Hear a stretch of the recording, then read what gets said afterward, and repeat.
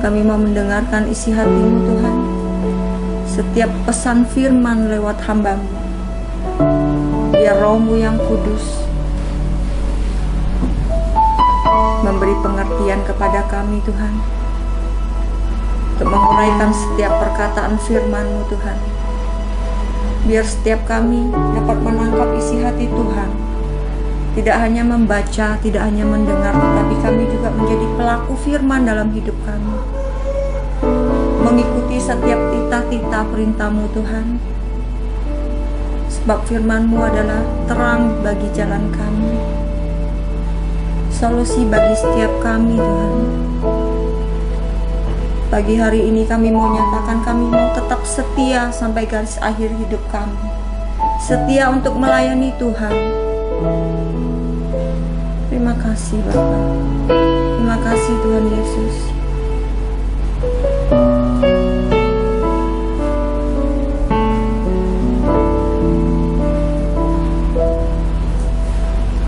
Seperti wanita mengurapimu, menangis di bawah kaki-Mu, demikian hidupku mau mengasihi-Mu.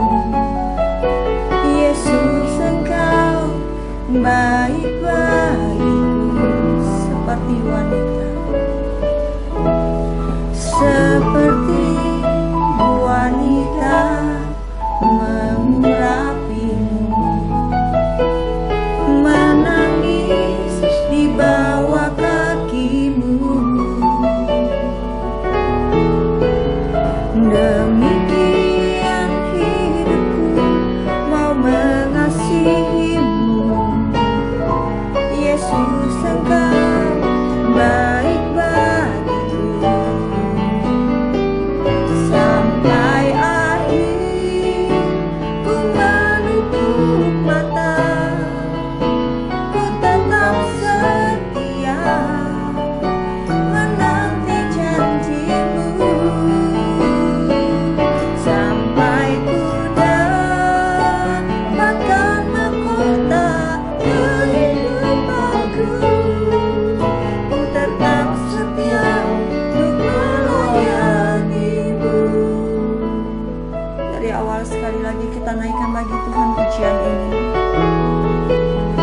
Seperti wanita mengurapimu. Ini pernyataan iman kami Tuhan. Amin.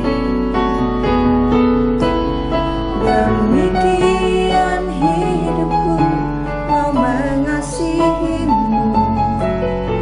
Yesus, Engkau baik bagiku sampai akhir.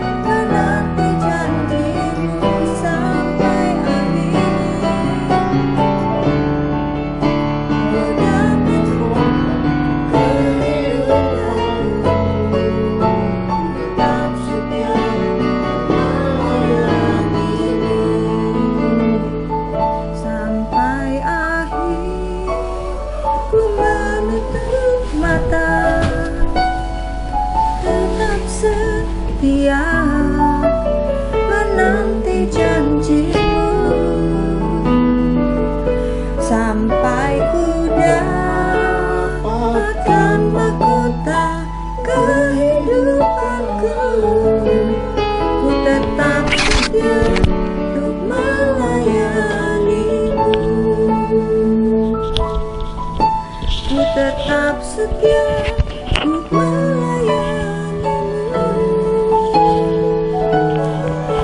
Ku tetap setia untuk melayanimu.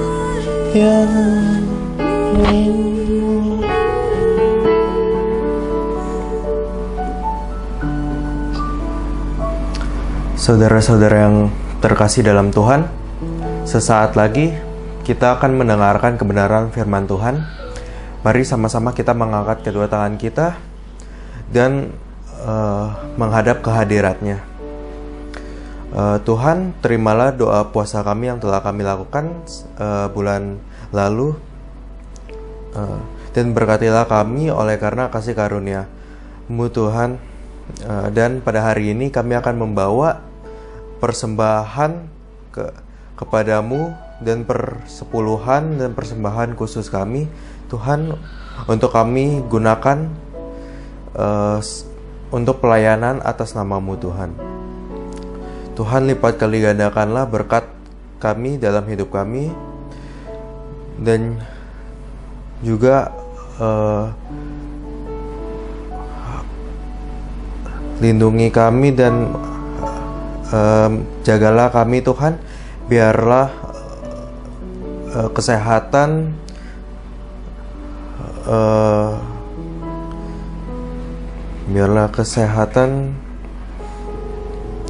sukacita selalu ada dalam hidup keluarga kami Tuhan. Biarlah berkatilah kami dengan firman-Mu Tuhan. Terima kasih Tuhan, kami sudah berdoa dan mengucap syukur. Haleluya, amin.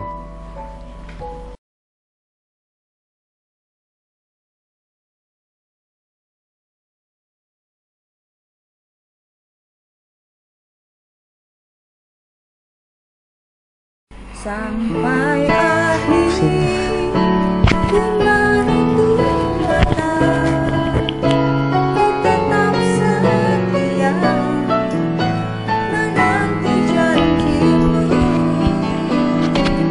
Sampai ku datang kehidupanku, ku tetap setia untuk melayani-Mu.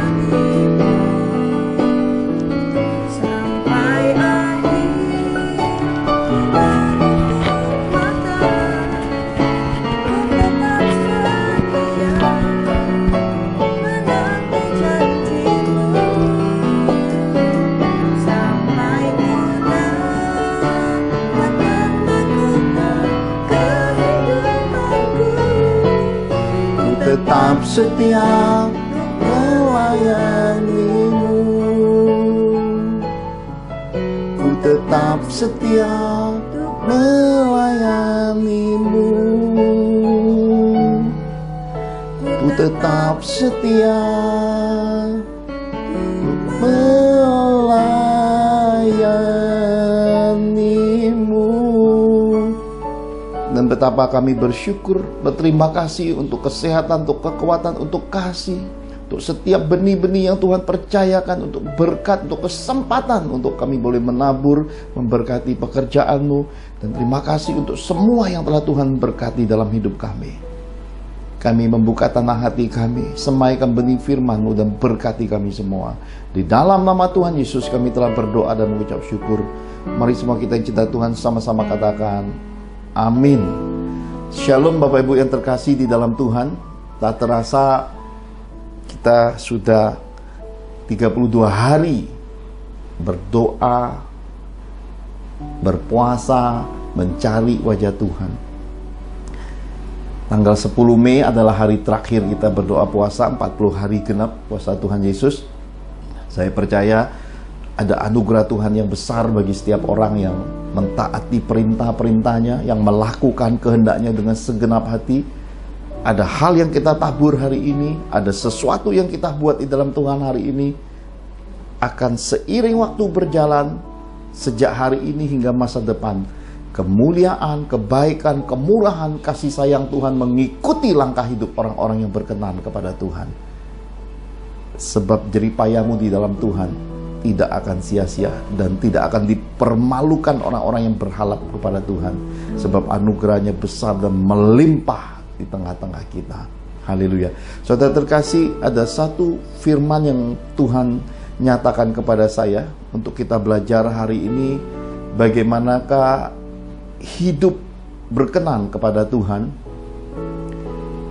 hidup mengenal dan dikenal Tuhan, di dalam mentaati, melakukan perintah-perintahnya, mencapai suatu kualitas iman, kualitas kehidupan rohani yang berkenan di hadapan Tuhan, hingga di dalam hidup kita nyata Tuhan menyertai. Mari bersama-sama kita lihat kebenaran firman Tuhan di dalam Mazmur 44 ayat 22 sampai yang ke-26.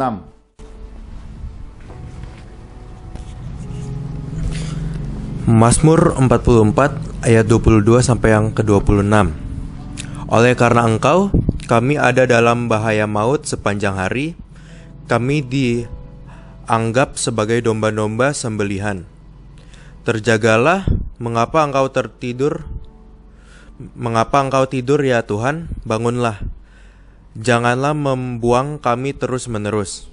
Mengapa engkau menyembunyikan wajahmu dan melupakan penindasan dan impitan terhadap kami? Sebab jiwa kami tertanam dalam debu, tubuh kami terhampar di tanah. Bersiaplah menolong kami, bebaskanlah kami karena kasih setiamu. Amin. Saudara terkasih, di dalam Mazmur 44 ini merupakan catatan ungkapan perasaan hati Bani Korah. Suatu bani yang diberi Tuhan kasih karunia untuk selalu ada di dekat Tuhan, tetapi nenek moyang Bani Korah ini berontak. Kitab suci mencatat sejarah bagaimana pemberontakan itu karena mereka ingin merebut hak keimaman. Mereka merasa mereka sudah bisa sejajar dengan Musa, Harun. Mereka merasa bahwa mereka sudah kenal Tuhan, lupa diri, lupa budi, lupa keberadaan Tuhan, bahwa Tuhan mengenal umatnya. Hingga kitab suci mencatat nenek moyang Bani Korah ini berakhir dengan tragis, yaitu bumi terbuka dan menelan nenek moyang mereka. Mereka menuliskan catatan ini, dan saya diingatkan kemarin sore ketika Roh Kudus mendatangi saya dan berkata, "Nak, ingatlah akan kehidupan." Saya teringat masa-masa ketika saya sedang bersekolah di Ungaran dulu. Suatu ketika saya sedang berdoa, Tuhan berkata, "Ambillah cuti dan pulanglah ke kota, tempat di mana engkau berdiam, sebab kalau engkau tidak ada di situ bencana akan terjadi." Saya mendapat kabar dari calon istri saya saat itu bahwa mamanya tiba-tiba jatuh dari kamar mandi, lalu dalam keadaan kritis, dan selama perawatan itu kesehatannya turun naik. Saudara terkasih, ini perkara kira-kira tahun 99 ya, cukup lama sekali. Lalu saya dengan calon istri saya itu banyak menghabiskan waktu menjagai mamanya, saudara. Ada banyak kejadian-kejadian yang saya berkata, wow, bagaimana tulang pada dadanya sempat dibor untuk melihat jenis penyakit atau apa. Tapi setiap kali kami berdoa, Tuhan meluputkan semua diagnosa, semua praduga. Sampai hari matanya membuka, ada di dalam catatan dalamnya kasih Yesus, di buku dalamnya kasih Yesus saya ada tuliskan sekilas tentang hal-hal seperti ini. Saya saksikan bagaimana bahkan mama mertua saya menyaksikan sudah pergi ke alam yang lain, dan bagaimana roh itu dipanggil kembali. Dan ketika saya berdoa, air mata yang tumpah membasahi tubuhnya yang sudah dingin kaku, itu roh kehidupan masuk lagi. Siapa sangka, saudara terkasih, di dalam perjalanan hidup semalam Roh Kudus berkata pada saya, yang seharusnya sudah meninggal dunia malah umurnya lebih panjang. Benar juga, saudara. Kenapa saya berkata benar? karena mertua laki-laki saya lebih dulu meninggal dunia, dan hari ini mertua perempuan saya masih dalam keadaan sehat walafiat, hidup panjang umur. Lalu Roh Kudus berkata pada saya lagi, lihatlah keadaan papamu. Papa saya juga sama, di tahun-tahun 94-95 kira-kira, juga mengalami sakit stroke saat lagi tertidur. Saya masih membopongnya turun dari tangga rumah kontrakan yang sempit kecil itu, saudara. Disitulah kesadaran bahwa saya mengasihi orang tua. Masa-masa itu masa-masa yang amat menyedihkan, di mana pengorbanan, keadaan hidup mendesak saya harus memilih. Saya memilih untuk memilih tanggung jawab di dalam perjalanan hidup. Akhirnya saya fokus berkarir, dan itu perjalanan perjuangan hidup, menafkahi keluarga. Dan sampai hari ini kembali Roh Kudus mengingatkan, lihatlah apa yang terjadi pada papa dan mamamu. Papa saya sampai hari ini hidup panjang umur, sehat walafiat. Mama saya 5 tahun yang lalu sudah meninggal dunia juga. Lalu Tuhan berkata lagi, lihat engkau dengan istrimu. Istri saya, saudara, secara medis tidak ada satu penyakit apapun pada tubuhnya, baik itu asam urat, hal-hal kecil yang berdimensi pada penyakit darah, kolesterol, asam urat, apapun tidak ada pada tubuhnya. Semuanya sehat, tensi darahnya sehat. Tapi lihat hari ini, kata Roh Kudus, istri saya lebih dulu pulang ke sorga. Lalu Roh Kudus ingin saya menyampaikan kepada Bapak Ibu yang terkasih di dalam Tuhan, kita tidak bisa menentukan usia hidup manusia. Kita tidak bisa menentukan usia hidup kita, saudara. Hanya Tuhan yang bisa menentukan usia manusia. Kita hanya bisa dengan berbagai persepsi, dogma-dogma kesehatan yang kita terapkan, bahkan yang dibalut dengan kitab suci lah, dengan jenis makan sehat, cara hidup sehat, ini itu. Toh semuanya keputusan ada di tangan Tuhan, saudaraku. Tidak ada satu pembuktian bahwa manusia dengan jeripaya, dengan usahanya, dengan kecanggihan teknologi dan medisnya bisa usia sampai 150 tahun. Nggak ada. Hari ini usia tertinggi rata-rata hanya 120 sampai 130 itu udah mentok rasanya. Sudah sedikit sekali manusia di bumi mencapainya. Hari ini bahkan rata-rata orang meninggal dunia umur 40 sampai 60 tahun, hampir rata-rata di muka bumi ini sebanyak itu. Beberapa bangsa yang pernah saya kunjungi, salah satunya adalah negeri tirai bambu. Di sana demi memperpanjang umur, kesadaran pada masyarakat Tiongkok, orang-orang Cina, mereka tidak makan penyedap. Jadi kalau saudara datang ke negeri tirai bambu nanti, tidak ada itu penyedap yang berbau sasa, ya, micin, vetsin, nggak ada itu. Bahkan untuk cari saus sambal tomat, saus cabai aja nggak ada di sana. Yang mereka makan itu di restoran-restoran tuh cabainya tuh paprika, saudara ya, cabai besar itu. Maka orang-orang kita kalau bertandang ke negeri tirai bambu tuh bawa sasetan saus, dan hampir semua makanannya mereka tidak menyentuh garam, hambar makanannya. Tapi di sana dikatakan usia penduduk negeri tirai bambu rata-rata 70-80 tahun. Jadi ternyata bagaimana kita membawa hidup ini mencapai harmoni kehidupan akan dibedakan dalam kehidupan. Dan saya percaya apabila kita hidup di dalam perkenanan Tuhan, hidup juga dengan anugerah Tuhan akan lebih indah di baliknya. Saya sudah sempat sampaikan di dalam khotbah-khotbah terdahulu. Suatu hari saya bertandang ke Jawa Tengah, ada seorang ibu-ibu, oma-oma yang cukup karib dan kemudian menganggap mama saya sebagai adiknya. Dan selama 1 minggu dia berkata, Pak Johan makan daging gak apa-apa, ini tante juga makan daging. Saya tanya, tante masih berani umur segini udah di atas 70 tahunan masih makan daging dan tidak tanggung-tanggung makannya daging kambing. Dia berkata, makan dagingnya, jenis daging kambingnya, makan dagingnya, jangan makan lemaknya. Dan saya praktekkan saat itu selama seminggu di Jawa Tengah itu, ya. Balibul, ngebul, saya sikat selama 1 minggu itu. Pulang dari Jawa Tengah saya periksa tensi darah, semua normal, saudara. Kitab suci bukan sembarang tulis bahwa semua yang sudah didoakan, semua yang sudah kita sampaikan dengan ucapan syukur di hadapan Tuhan itu sudah ditahirkan, suci dan kudus.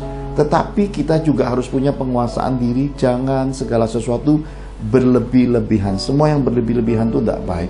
Demikian juga jangan berkekurangan, seakan-akan hidup ini penderitaan sekali sampai harus mantangnya gila-gilaan. Karena itu jalan yang terbentang dalam kehidupan ini begitu banyak pilihannya. Pilihlah jalan Yesus, jalan iman, jalan roh, jalan hidup dalam perkenanan Tuhan, saudara terkasih. Kita akan melihat kedalaman firman Tuhan. Kita akan menemukan hal-hal yang diajarkan di baliknya. Mari kita lihat bagian yang pertama. Markus 14 ayat 34 sampai 36.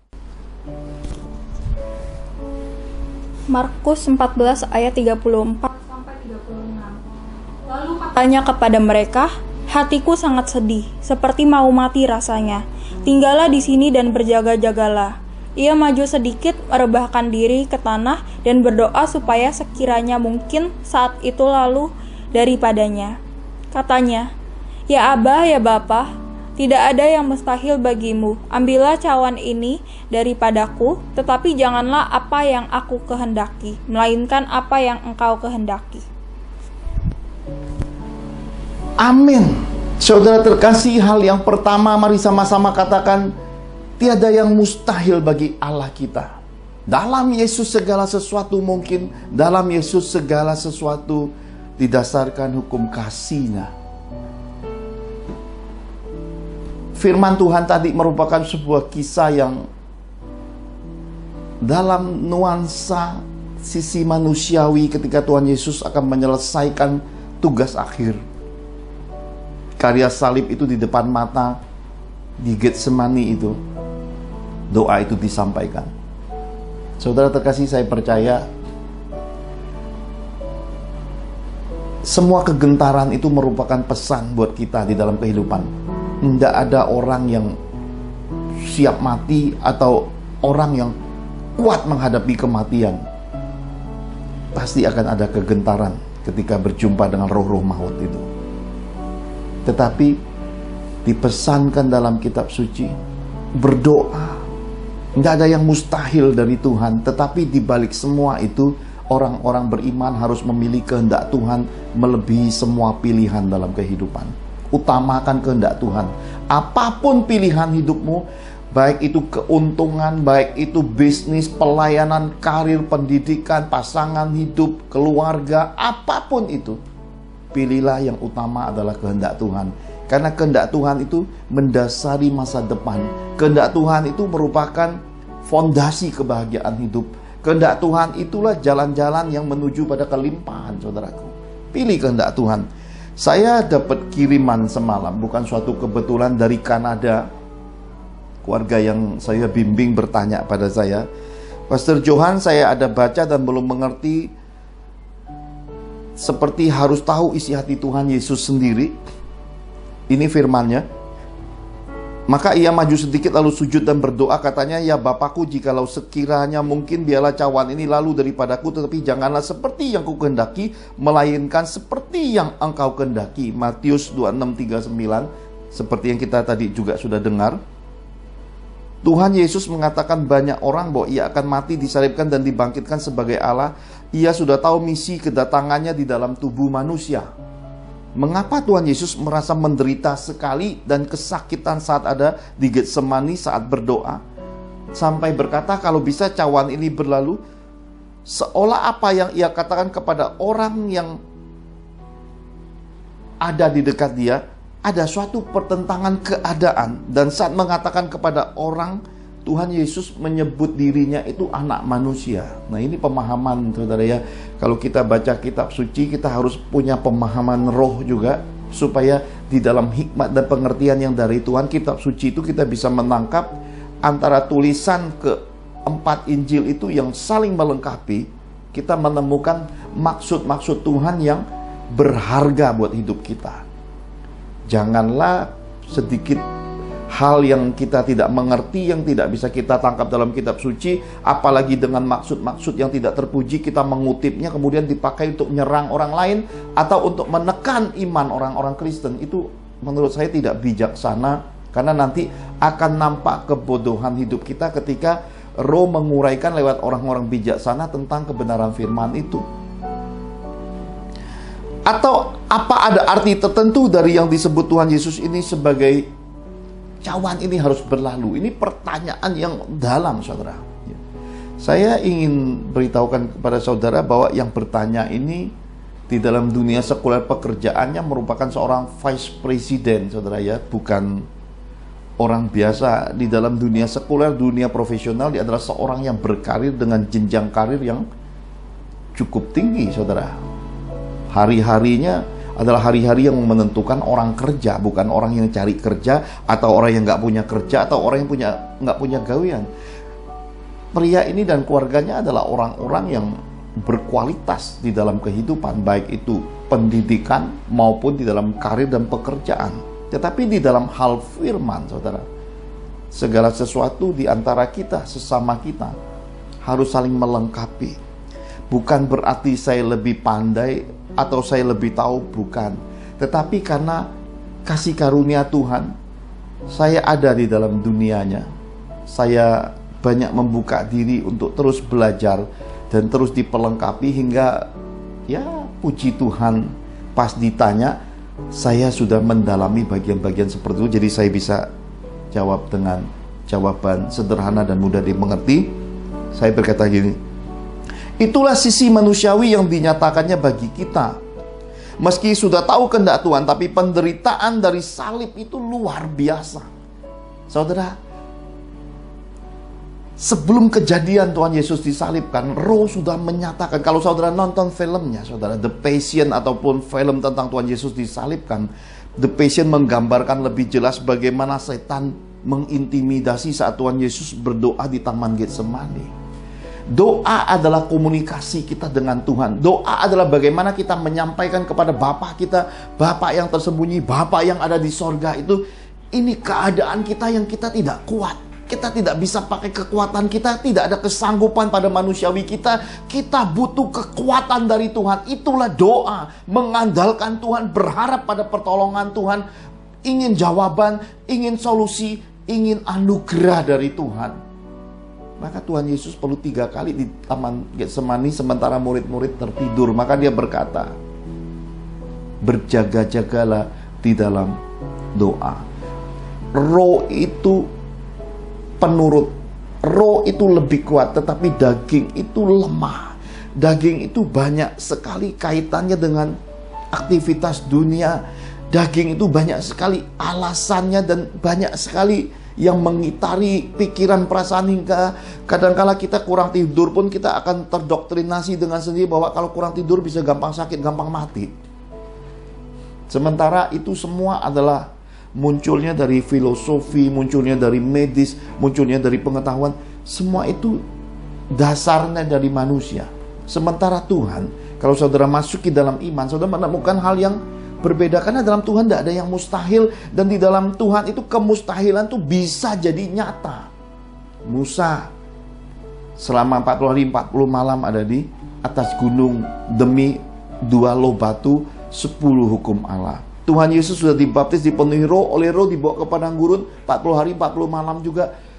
Lebih berat lagi padang gurun. Musa di gunung lebih adem, saudara. Ketemu Tuhan langsung penuh kemuliaan. Tuhan Yesus mendasari kekristenan ini lewat proses padang gurun roh. Lihat, di hari 40 ketika dia sedang lemah, lapar, iblis datang mencobai. Dia tanggung-tanggung. Cobaan pertama, kebutuhannya, jadikan batu ini menjadi roti.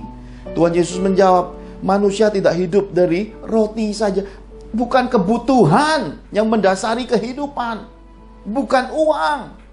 Bukan masa depan anak-anak kita. Bukan kepentingan kita. Umur manusia terbatas. Manusia harus hidup dari segala perkataan, yaitu firman rema yang keluar dari mulut perkataan Bapa Surgawi. Kita harus hidup dari hukum-hukum Tuhan. Kita harus dari firman Tuhanlah kita hidup. Tegas. Tetapi di balik fakta kerohanian, di balik fakta kehidupan hari ini, sedikit orang bisa masuk pada kebenaran hidup, mendasarinya dengan firman. Oleh karena itulah firman berkata, ini bukan suatu hal yang asal ditulis dan diamati sebesar Raja Salomo, saudara. Ada orang yang menyebar hartanya, tidak berkekurangan, bahkan semakin bertambah kaya. Sementara ada yang ngirit, saudara, hidup jadi pelit, tapi selalu berkekurangan. Itulah hal-hal yang mustahil kalau dilihat secara logika, secara fakta, secara hitungan manusia.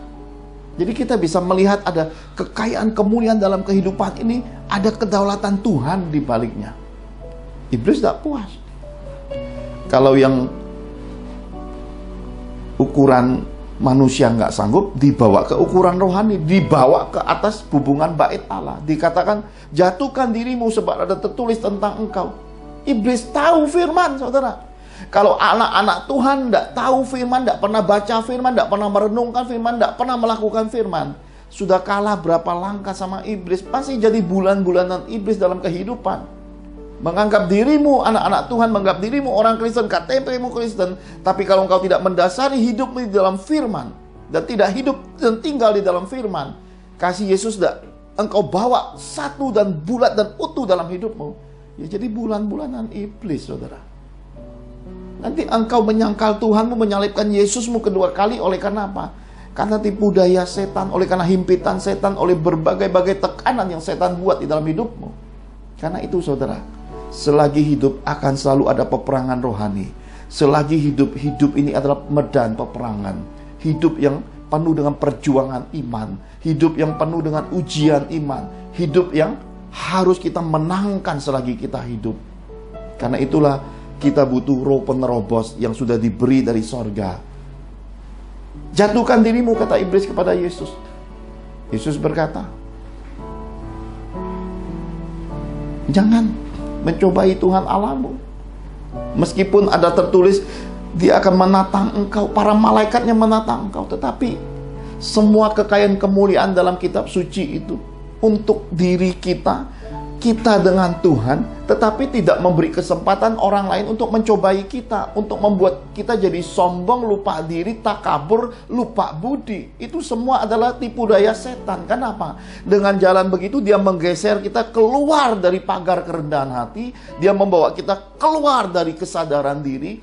Dia berusaha untuk merongrong tanah batas iman kita supaya dia bisa masuk. Dengan demikian ada celah untuk menghancurkan akan hidup kita. Iblis selalu berupaya masuk dan menghancurkan hidup orang-orang beriman, saudara. Sadari bagian-bagian seperti itu.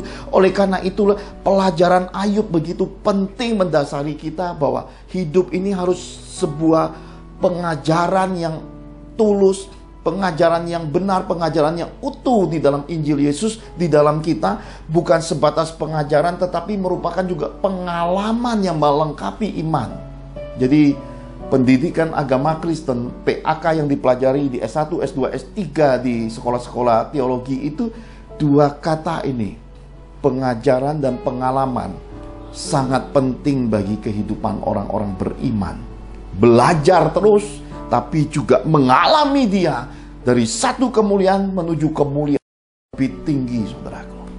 Iblis tidak menyerah. Urusan pribadi Yesus tidak mempan, urusan rohani tidak mempan, sekarang dibawa urusan panca indera. Dunia dengan gemerlapnya, Tuhan Yesus dibawa ke atas gunung. Wah, kelihatan, saudara. Perempuan menari-nari berbagai bangsa. Emas yang, cahaya gemerlap dunia. Begitu banyak keindahan dunia, dikasih lihat. Mungkin ada tas-tas bermerek, mobil-mobil bermerek, saudara. Ya mungkin penglihatan Tuhan Yesus seperti itu, kelihatan branded.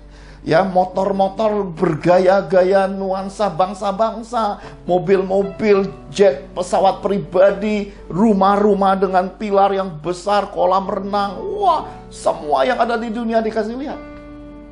Saudara nggak lihat karena saudara nggak pernah masuk pada kedalaman roh dan dibawa roh mendalami hati Yesus. Kalau saudara bisa mendalami dan melihat, hidupmu tentu sudah sejak dulu merdeka. Iblis berkata, aku berikan padamu. Ya.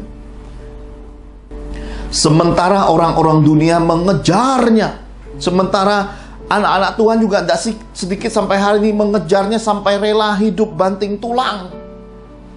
Lupa hari berdoa, lupa hari bergereja, lupa hari bersekutu, lupa hari berdoa, lupa hari baca firman. Ngejar yang dunia ini.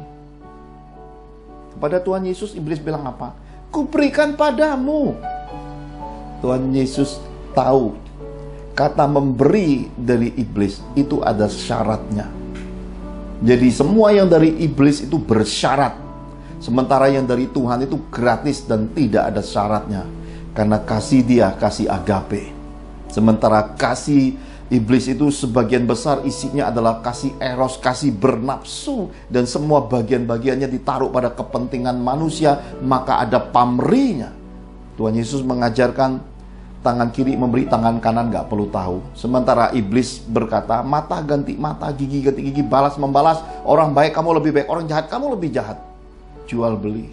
Itu yang iblis tawarkan di dunia.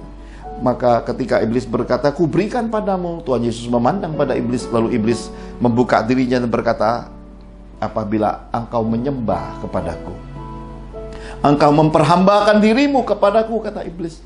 Tuhan Yesus berkata, nyala engkau iblis, sebab ada tertulis, kepada Tuhan Allahmu saja, kepada Tuhan Allah saja kita menyembah, kita berbakti, kita memperhamba diri kepada Sang Pencipta semesta alam. Hari ini semua kita masuk lewat jalan kebenaran hidupnya melalui Yesus Kristus Tuhan, Juru Selamat dunia ini. Maka Pencipta semesta alam itu, jembatannya terbentang kepada kita hari ini oleh karena Yesus Kristus Tuhan kita. Nah saudara,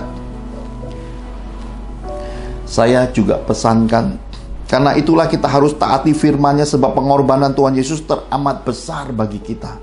Ini jawaban-jawaban yang saya sampaikan ini bisa jadi sebuah perenungan. Sebenarnya saya jelaskan soal cawan. Cawan itu merupakan murka Tuhan atas dosa dunia. Maka Tuhan Yesus menanggung semua dosa umat manusia. Dia meminum. Arti meminum itu harus menanggungnya. Semua nabi bernubuat tentang Tuhan Yesus. Rupanya tidak ada kelihatan lagi karena penderitaannya, saudara. Seluruh tubuhnya penuh darah, pukulan yang dia terima, hinaan, caci maki, semua itulah upah dosa. Dia pikul, karena itulah dia disebut juru selamat dunia. Dalam kebodohan manusia melihat, kenapa orang Kristen menyembah manusia? Kalau tidak ada contohnya, saudara. Sebagaimana Musa membangun bait Allah, bagaimana Musa diajarkan melihat tata letaknya menurut contoh baru bisa membangunnya. Demikianlah keselamatan kepada manusia. Kalau tidak ada contohnya, nggak akan ada jalannya. Kalau nggak ada jalannya, bagaimana bisa menemukan kebenarannya? Kalau tidak menemukan kebenarannya, bagaimana bisa menemukan hidup yang dari Tuhannya? Dan kalau tidak menemukan hidup selagi hidupnya, bagaimana bisa mencapai sorganya? Semua itu berkaitan. Dan dapat dibuktikan ajaran Yesus tidak lapuk oleh zaman, tidak lekang oleh perubahan waktu, perubahan zaman. Dia mengajarkan mengasihi musuh. Di mana di seluruh dunia ini kita bisa melihat ajaran Tuhan Yesus itu mendamaikan dunia. Tuhan Yesus disebut yang kudus dari Allah. Dia mengajarkan berzina. Berzina artinya hubungan dua manusia lain jenis antara pria dengan wanita itu harus disahkan. Artinya haknya dari Tuhan, yaitu satu istri, satu suami. Dan kalau sudah terikat dari Tuhan, itu nggak boleh lagi jelalatan, saudara. Ya, jelalatan sampai jerawatan, apalagi, saudara. Itu pantang. Karena ukuran perzinahan itu sudah saya bagikan dalam khotbah-khotbah sebelumnya. Melihat, mengingini itu udah berzina menurut ukuran Tuhan Yesus. Jadi betapa luar biasanya dimensi kekudusan di dalam Tuhan Yesus ini. Kalau semasa hidup aja Tuhan Yesus sudah menaruh kualitas iman demikian kudusnya. Jadi manusia jangan menakar sebagaimana sorga Yesus itu ada. Kenapa? Yang selagi hidup aja kalau kita nggak bisa genapi, hidup dalam kebohongan, manipulasi, merasa diri sendiri benar, merasa punya sorga, ngatur sorga, main perempuan, ya, kawin terus, ya, nggak memperhatikan hati orang tersakiti atau enggak. Bagaimana mungkin sorgamu bisa luar biasa, saudara? Dan bagaimana engkau bisa sandingkan dengan sorga Yesus? Mimpi, ya. Itu kebodohan yang sangat bodoh-bodoh, sebodoh-bodohnya. Dan setan senang dengan dirimu. Kenapa? Karena engkau memang diperbodoh oleh setan. Sementara orang bijak kalau merenung, melihat, akan punya keadilan hati dalam menilai dan menimbang dan melihat. Itu Yesus Kristus. Dan umat yang diajarkannya adalah umat berkualitas sampai hari ini. Tidak pernah membalas kejahatan, mengampuni, dan membawa semua kejahatan itu pada perubahan pertobatan hidup, saudara. Maka cawan itu menggambarkan semua itu. Dia yang tidak ada salah apa-apa, dia harus menanggung seisi dunia ini. Supaya apa? Supaya keselamatan yang sudah ada dan terhilang di Taman Eden itu kembali kepada umat manusia, saudara. Saya percaya ini anugerah Tuhan buat setiap kita. Janganlah disia-siakan, saudara. Lalu pertanyaan berikutnya disampaikan lagi dari Kanada, saudara. Kenapa Yudas harus ada? Ini pertanyaan yang menurut saya singkat tetapi mendalam dan merupakan pertanyaan orang-orang beriman yang jenius. Mengapa Yudas Iskariot harus ada? Ini sama pertanyaannya sejajar. Mengapa Tuhan harus menciptakan iblis juga? Ini sama nggak? Dan ujung-ujungnya nanti semua akan tahu. Kalau Tuhan sudah tahu, kenapa biarkan itu terjadi? Ini karena pertanyaannya terus bergulir. Karena pada akhirnya yang kita tanya adalah Tuhan. Dan pertanyaan seperti ini tidak bisa dijawab. Coba dijawab akan menimbulkan pertanyaan yang lain dan tidak akan pernah ketemu. Makanya dia berkata dalam kitab Wahyu, I am the Alpha, I am the Omega. Jadi dia awal dan akhir. Kalau kita nggak bisa tahu yang awal, jangan harap dapat yang akhir. Tahu yang akhir nggak mungkin tanpa tahu yang awal. Jadi kekristenan harus belajar kitab suci secara utuh. Baca kitab suci setiap hari. Baca terus berulang-ulang sampai napas hidup berakhir. Jangan pernah berhenti baca kitab suci. Supaya pemahaman, pengertian yang didasari kebenaran firman Tuhan yang benar, dengan pengertian maksud-maksud hikmat dan pengertian dari Roh, itu masuk dan mengajari kita, kita bisa menerapkannya dalam kehidupan. Saya percaya ini pesan Tuhan. Mengapa saya berkata pesan Tuhan? Karena kalau kita bisa melihat di balik semuanya, dan saudara kalau yang ingin mendalami semua ini, sekolah di S1, S2, S3 teologi, dikupas berjenjang, saudara, ya. Bahkan apologetikanya orang-orang Kristen itu juga saudara bisa belajar kitab suci Injil itu lebih dulu ada dengan beberapa kepercayaan yang hari ini sebenarnya di dalamnya mirip-mirip, saudara, ada ya. Tapi sebenarnya jarak rentang waktunya antara Pentekuk kitab Musa dengan beberapa kitab itu 2000 tahun, ya. 2000 tahun jaraknya. Jarak Pentekuk dengan Injil sendiri ada beberapa ratus tahun. Jadi antara Injil dan Pentekuk aja ada jarak waktu. Apalagi dengan kitab-kitab yang ada tulisan tentang nabi-nabi orang Israel. Lebih jauh 2000 tahun, saudara. Bagaimana mungkin dalam 2000 tahun yang belakangan bisa lebih benar dari yang awal, saudara? Ya. Bagaimana mungkin di luar sana orang bisa bilang, aku kenal Pak Johan melebihi Serat, Ricci dengan Reuel, ya. Mimpi. Itu apologetika yang saya bisa sharingkan, ya. Ganti nama, ya. Ganti nama supaya kelihatan nuansanya beda. Mau diganti kayak apapun, ya. Kitab suci itu sejarahnya orang Israel tuh rapi, tertata sampai ke masa Injilnya, saudara. Bisa kelihatan nama ibu Yesus itu siapa, ya. Saudaranya Musa itu namanya siapa? Enggak mungkin saudaranya Musa daripada zaman Musa tiba-tiba menjadi mama dari Tuhan Yesus. Itu kan enggak mungkin punya. Jadi marilah kita hari ini belajar melihat dengan keadilan dan hati yang terbuka.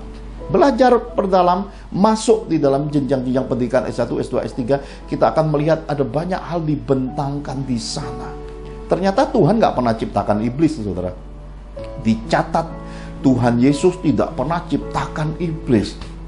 Yang dia ciptakan tuh malaikat-malaikat. Ketika malaikat-malaikat membangkanglah, mereka berubah jadi iblis. Jadi iblis itu bukan ciptaan Tuhan, itu ada perubahan dari ciptaan Tuhan. Yudas Iskariot itu adalah murid Yesus yang terpilih, tetapi ketika iblis masuk di dalam hidupnya, ada 3 hal yang mendasari perubahan Yudas Iskariot. Saya bagikan ya saudara ya. Yang pertama, Lukas 16 ayat 13 menyatakan Yudas tersesat karena ganti Tuhan. Kenapa? Karena Tuhan Yesusnya dia ganti dengan mamon. Tuhan Yesus sudah pesan di dalam Lukas 16 ayat 13 tuh jangan ada 2 tuan, karena orang pasti akan ngalahin Tuhan, ya. Ngambil tuan yang ini, ngalahin yang lain, setia dengan ini, nggak setia yang lain. Nggak mungkin di dalam hidup ini banyak tuan. Satu-satunya harus dipilih adalah Tuhan pencipta semesta alam. Yang kedua, Yudas Iskariot itu cinta Tuhan, cinta uang, ya. Yudas Iskariot itu cinta uang. Dia rela jual Tuhan demi uang.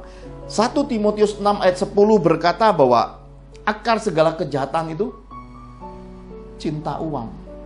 Jadi saudara, kalau mempertanyakan kitab suci, persembahan persepuluhan, persembahan khusus sana sini, ya kalau saudara cuma lihat dalam kacamata sempit, dengan lihat beberapa oknum-oknum yang salah mengelola keuangan gereja, lalu dijadikan dogma dan dijadikan media dan kesempatan menghakimi bahwa semua itu salah. Saudara lebih salah besar daripada semua oknum yang jatuh. Kenapa? Yang saudara hakimi itu firman.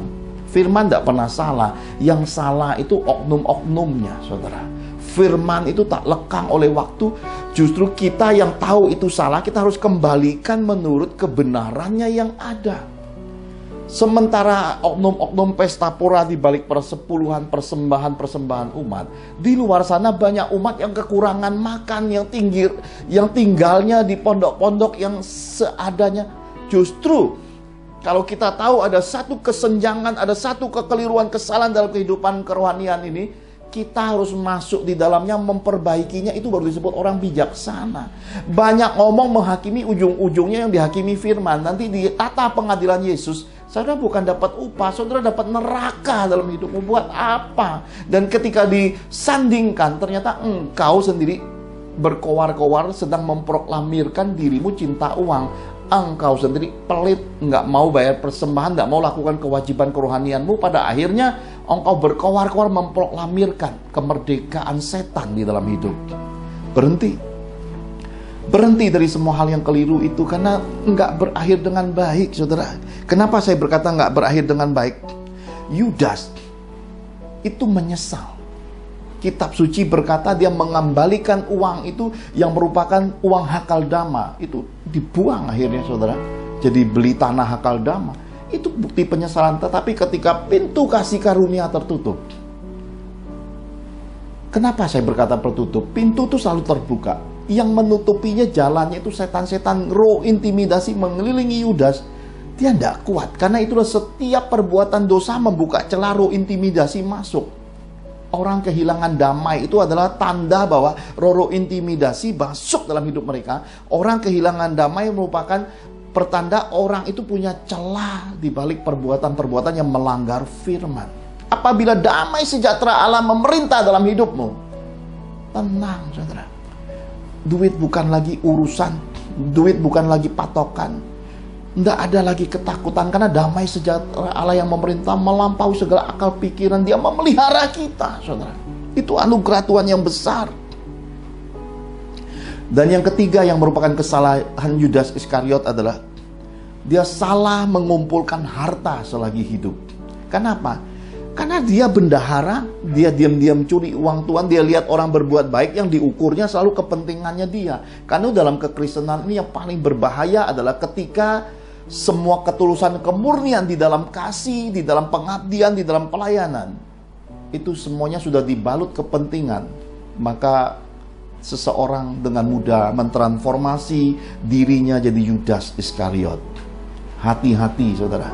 Karena itulah jangan menimbun harta ngengat berkarat di dalam hidup. Hamba-hamba Allah, abdi-abdi Tuhan, pelayan-pelayan Tuhan, jangan menimbun harta ngengat berkarat di balik pemberian umat. Itu bukan hak milikmu. Itu Tuhan titipkan kepadamu untuk dikelola. Kitab suci berkata, semua persembahan itu harus disemai buat orang-orang miskin, anak-anak terlantar, orang-orang lansia, umat yang membutuhkan, dipakai untuk pekabaran Injilnya, dipakai untuk pekabaran kasih Yesus. Itu bukan untuk dirimu, bukan untuk engkau branded di balik pemberian-pemberian. Sadarilah ketika engkau menikmati semua hasil Yudas Iskariot dengan bermegah di balik selfies, foto-foto, Instagram, promo-promo dirimu, engkau sudah mengecap di dunia, nanti di sorga nggak kedapatan apa-apa lagi loh saudara. Pertukaran yang saudara sudah ambil di dunia ini, yang di sorganya hilang saudara. Karena itulah barang siapa yang memberi peringatan akan mendapat berkat. Artinya pelayanan-pelayanan yang kadang tidak ada berbau materinya, tapi isinya peringatan. Tetapi ternyata ada berkatnya, kata Amsal. Kenapa? Karena upahnya besar di situ. Karena itulah saudara, di dalam hidup ini terkadang hati-hati dengan jebakan-jebakan yang dimana hal-hal rohani hanya untuk menyenangkan telinga, membuat mata enak melihatnya, membuat hati terasa puas. Belum tentu semua itu dari Tuhan saudaraku. Carilah yang membuat kita selalu menyadari kita harus bertobat, kita harus meninggalkan kejahatan hidup, kita harus perhatian pada keluarga, kita harus punya waktu baca firman, waktu berdoa. Carilah pengajaran-pengajaran yang bernuansa salib Yesus yang murni saudaraku. Supaya apa? Supaya selagi hidup ini, fondasi kekristenanmu ini kokoh terbentuk, kokoh didasari firman yang murni, pengajaran yang murni, mentor-mentor yang bertanggung jawab, mentor-mentor yang membimbing engkau bersama anak cucumu menyelesaikan tugas akhir amanat agung Yesus dengan cara Tuhan, dan engkau menggenapi panggilan Tuhan di dalam hidupmu saudara. Ini kita mesti pahami. Nah, karena bagian pertama ini saya sudah jawab dengan pertanyaan dari anak-anak rohani kami yang ada di Kanada, dan dengan jawaban-jawaban yang roh sendiri bentangkan, saya berharap ini dapat jadi berkat mencerahkan mata hati kita. Nah, saudara, kita lihat bagian yang kedua. Roma 9 ayat 11 sampai yang ke-16. Roma 9 ayat 11 sampai ke-16, demikian Tuhan berfirman. Sebab waktu anak-anak itu belum dilahirkan dan belum melakukan yang baik atau yang jahat, supaya rencana Allah tentang pemilihannya diteguhkan, bukan berdasarkan perbuatan, tetapi berdasarkan panggilannya. Dikatakan kepada Ribka, anak yang tua akan menjadi hamba anak yang muda. Seperti ada tertulis, Aku mengasihi Yakub, tetapi membenci Esau. Jika demikian, apakah yang hendak kita katakan? Apakah Allah tidak adil? Mustahil, sebab Ia berfirman kepada Musa, Aku akan menaruh belas kasihan kepada siapa aku mau menaruh belas kasihan, dan aku akan bermurah hati kepada siapa aku mau bermurah hati. Jadi, hal itu tidak tergantung pada kehendak orang atau usaha orang, tetapi kepada kemurahan hati Allah. Amin. Amin. Saudara terkasih, hal yang kedua, kitab suci menyatakan kepada kita ada panggilan dan rencana Tuhan yang besar dalam hidupmu. Kalau kita tahu bahwa ada panggilan Tuhan, kita harus meresponi. Kalau kita tahu ada rencana Tuhan yang besar, kita harus belajar menempatkan pengharapan lebih besar. Kalau sudah terencana, berarti kita harus jaga jalannya supaya tetap di tracknya Tuhan. masalah waktu, semua rencana itu pasti tergenapi mencapai kegenapan janji Tuhan. Sebab semua janji Tuhan pasti terpenuhi. Tidak ada janji Tuhan yang tidak terpenuhi. Sama-sama katakan, semua janji Tuhan di dalam hidupku pasti terpenuhi. Ini kita sadari sama-sama dan harus kita pegang sama-sama, karena ini kebenaran firman. Saudara terkasih, sepanjang bulan ini ada 7 hal yang Tuhan Roh Kudus pesankan kepada saya. 7 hal pesan Tuhan ini, 7 pesan Roh ini saya sampaikan. Perenungannya saudara temukan, perenungannya saudara pakai di masa-masa berdoa. Karena saya sebutkan 7 hal lengkap dengan firman-Nya, saudara bisa baca, renungkan di saat teduh, di saat sebelum mau tidur, di saat-saat saudara punya waktu bersama Tuhan, baca, renungkan. Saya bagikan 7 halnya dengan lengkap, tapi tidak saya uraikan supaya saudara bisa mendapat penguraiannya secara pribadi bersama Roh-Nya.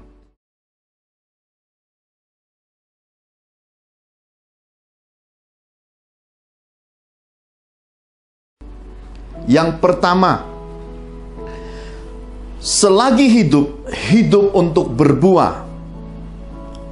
Filipi 1 ayat 21 sampai 23. Yang kedua, pilihlah hidup untuk mengasihi. Firman-Nya 1 Yohanes 4 ayat 7 dan 8. Yang ketiga, menguduskan diri dan hidup sebagai pelaku firman. Firman-Nya Yohanes 17 ayat 17 sampai yang ke-20. Yang keempat, beribadah kepada Tuhan dengan hati yang tulus dan benar. Firman-Nya 1 Timotius 6 ayat 6 sampai yang ke-8. Yang kelima, belajar, mengenal, dan mengalami Tuhan dengan cara yang benar.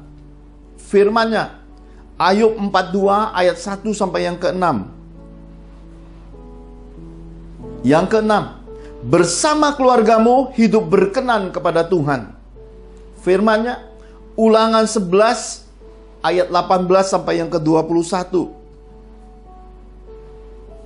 Yang ketujuh, yang terakhir, selesaikan proses padang gurun roh dan jadilah dewasa dalam kehidupan ini.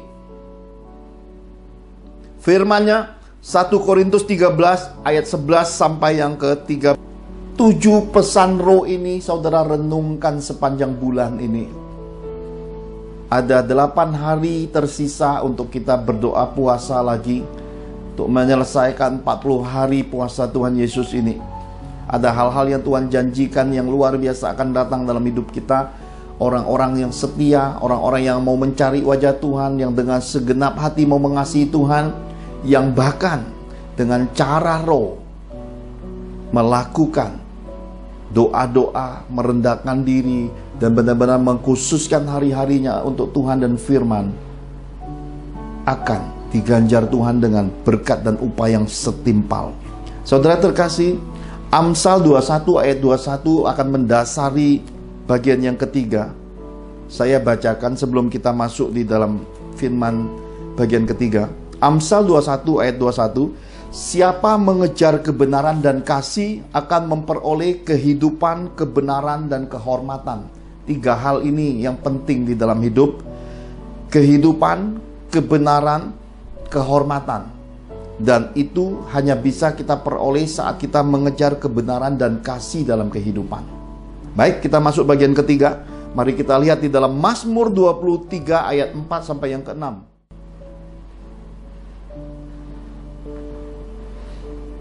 Mazmur 23 ayat 4 sampai yang ke-6, demikian Tuhan berfirman, sekalipun aku berjalan dalam lembah kekelaman, aku tidak takut bahaya, sebab Engkau besertaku, gadamu dan tongkatmu, itulah yang menghibur aku. Engkau menyediakan hidangan bagiku di hadapan lawanku. Engkau mengurapi kepalaku dengan minyak, pialaku penuh melimpah. Kebajikan dan kemurahan belaka yang akan mengikuti aku seumur hidupku, dan aku akan diam dalam rumah Tuhan sepanjang masa. Amin. Bagian ketiga, yaitu hidup dalam kemurahan yang penuh penyertaan Tuhan. Hendaklah kamu bermurah supaya kamu beroleh kemurahan. Hidup di dalam kemurahan itu hidupnya indah, bebas, merdeka, penuh sukacita. Di sana sini ada banyak sahabat. Di sana sini semua orang membuka tangan oleh karena kemurahan hidup yang Tuhan beri dalam dirimu. Engkau bermurah, engkau terima kemurahan. Engkau banyak menabur, engkau akan banyak menuai. Engkau banyak berbuat kebaikan, kapasitas hidupmu, umur panjang hidupmu oleh karena pemberian Tuhan. Bukan oleh karena jeripaya manusia, kekuatan manusia, dan cara-cara manusia, tetapi ini anugerah Tuhan semata. Saya berdoa semua kita bisa memahami maksud-maksud di balik hidup dalam kemurahan yang penuh penyertaan Tuhan ini. Karena sekali lagi seperti yang saya sampaikan di awal khotbah, kita tidak tahu nasib hidup kita tidak tahu usia hidup kita tidak tahu apa yang akan terjadi dalam hidup kita. Tetapi kita, dari apa yang kita tidak tahu inilah disebut iman, ketika kita berharap, bergantung, dan berdoa mengandalkan Tuhan di dalam hidup. Kenapa saudaraku? Karena hidup ini takarannya kita nggak bisa paham sampai kita mati dan duduk, berdiri, dan menghadap di tata Kristus nanti, saudaraku. Baik benarnya yang diperebutkan selagi hidup di dunia ini, semua itu sia-sia, kata Salomo, saudara. Yang terpenting melakukan hukum-hukum Tuhan. Jangan pernah lalai melakukan kewajibanmu, apa yang tertulis dalam kitab suci. Meskipun tidak populer, meskipun banyak perbantahan, saudara fokus lakukan. Kecap nikmati betapa baiknya Tuhan, dan bisa merasakan bahwa kitab suci itu hidup, dan di dalam dirimu itu bukti kitab suci hidup. Engkau bersama keluargamu itu disertai Tuhan, itu lebih dari cukup. Mau cari apa lagi, saudara? Ketika kita kaya raya, kitab suci berkata harta yang diperoleh dengan cepat akan dengan cepat habis. Kenapa? Karena ketika caranya bukan cara Tuhan, caranya cara setan. Ketika saudara merebut kekayaan dunia dengan cara setan, maka tiga hal akan mengikuti kekayaan itu. Yang pertama, uang itu ada sayapnya. Ya, harta kekayaan itu ada sayapnya, dia bisa terbang lenyap sekejap. Hari ini dia ikut saudara, besok dia bisa terbang sendiri, hilang. Dari mana? Dari berbagai-bagai hal yang terjadi. Ketika saudara menipu, saudara sedang menabur penipuan di dalam hidup. Saudara nipu orang, saudara terima uang. Suatu hari engkau dan rumpun keluargamu harus menuai di balik apa yang saudara lakukan dalam kejahatan. Kehidupan akan menipu saudara. Orang menipu akan tertipu.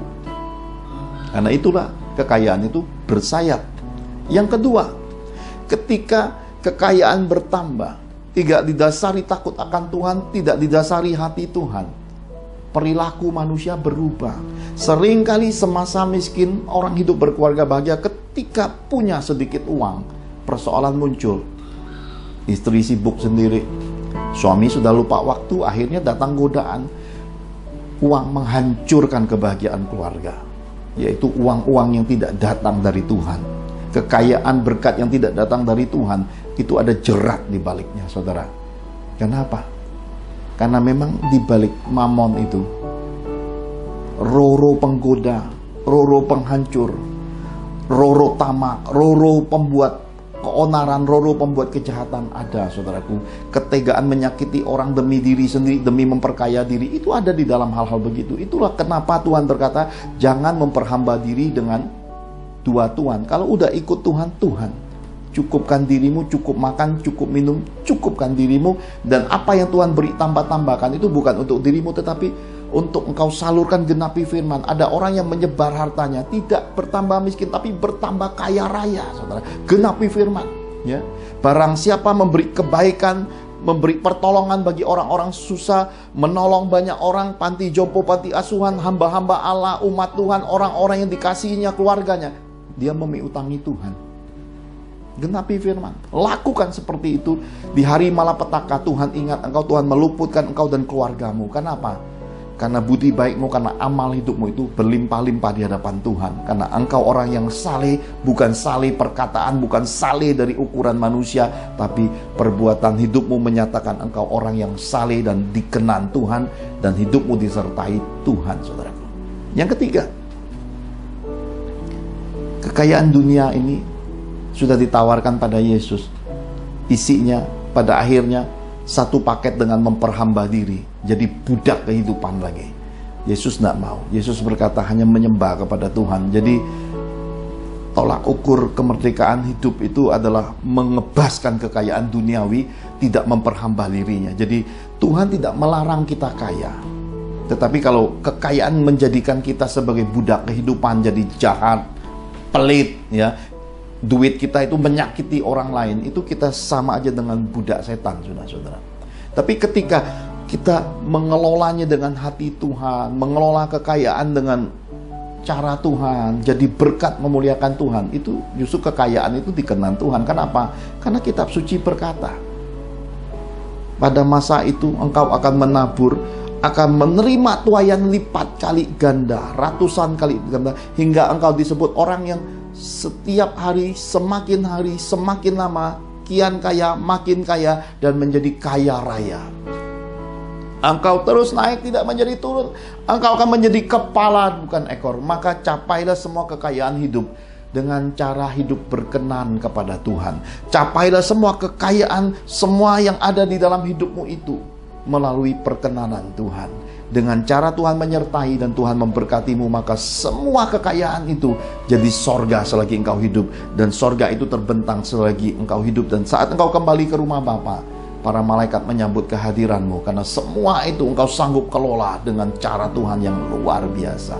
Nah saudara, saya ingin bagikan bagian akhir firman yang melengkapi bagaimanakah kita hidup dalam kemurahan yang disertai Tuhan, bagaimanakah kehidupan itu berharga.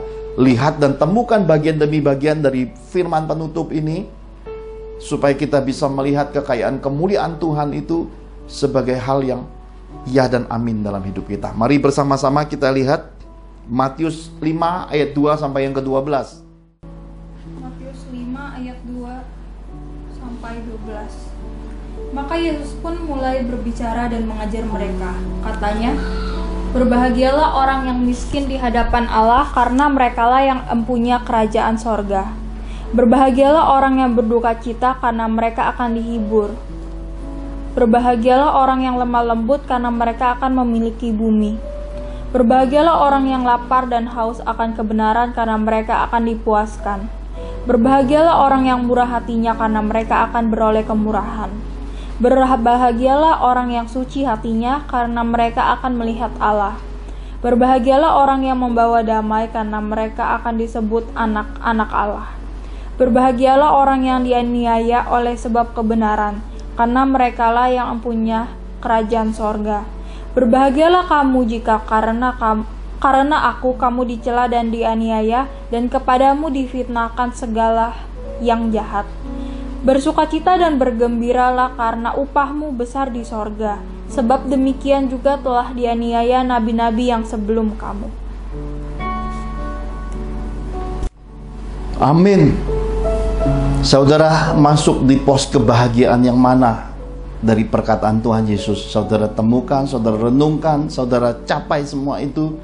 Alangkah indahnya bila hidupmu ada bagiannya di dalam pernyataan perkataan Tuhan Yesus. Saya percaya, saya berdoa, apa yang engkau semai, apa yang engkau taburkan jatuh di tanah hati Tuhan, jatuh di tanah kehidupan yang subur. Hingga ketika engkau melakukan firman Tuhan, firman kembali kepadamu. Sebab semua firman yang keluar dari perkataan Tuhan tidak pernah sia-sia. Dia akan mengerjakan, dia akan menggenapi, dia akan melimpahkan, dia akan mencurahkan buah-buah kebahagiaan selagi kita hidup. Saya percaya ketika kita mendengarkan pemberitaan ini, bagaimana haus lapar, bagaimana hati seorang anak ingin menyenangkan seorang papa, bagaimana kasih anugerah, kasih setia, kasih karunia Tuhan itu masuk. Kita ingin mencapai semua kehidupan iman, kehidupan rohani, kehidupan berkeluarga, kehidupan sehari-hari, kehidupan berkarir, kehidupan melayani, itu mencapai perkenanan Tuhan yang sejati. Mari kita akhiri ibadah kita Dengan mengangkat kedua tangan, Pastor Serat akan berdoa di dalam doa tutup firman dan juga doa berkat. Saudara-saudaraku yang terkasih dalam Kristus, pada permulaan bulan ini kita telah diajari bahwa hidup haruslah hidup yang berkenan kepada Tuhan. Kita mentaati firman, kita dan sisi keluarga kita hidup sesuai dengan kehendak firman Tuhan. Sehingga Tuhan Yesus menyertai kita, semua aspek hidup kita dibuat Tuhan Yesus jadi berkat. Dan semua jerih payah dan apa yang dikerjakan tangan kita dibuat Tuhan Yesus berhasil. Mari kita angkat kedua tangan kita untuk menerima berkat-berkat Bapa Sorgawi. Dalam nama Tuhan Yesus Kristus terbukalah tingkap-tingkap langit, dicurahkan Tuhan bagi kita benih-benih kehidupan, kita dilindunginya, kita dijauhi dari penyakit, mara bahaya, dan jauh dari bencana kematian. Kita dipeliharanya, kita diberkatinya, semua janji Tuhan atas hidup kita terpenuhi. Lumbung-lumbung perbekalan hidup kita diisi penuh dengan kebaikan, kemurahan, dan berbagai berkat kehidupan berangkas, dan rekening bank kita diisi penuh oleh Tuhan berlimpah-limpah. Kita hidup sehat dan bahagia, kita terima semua berkat Bapa Surgawi ini dalam nama Tuhan Yesus. Sama-sama kita katakan, Amin. Tuhan Yesus memberkati.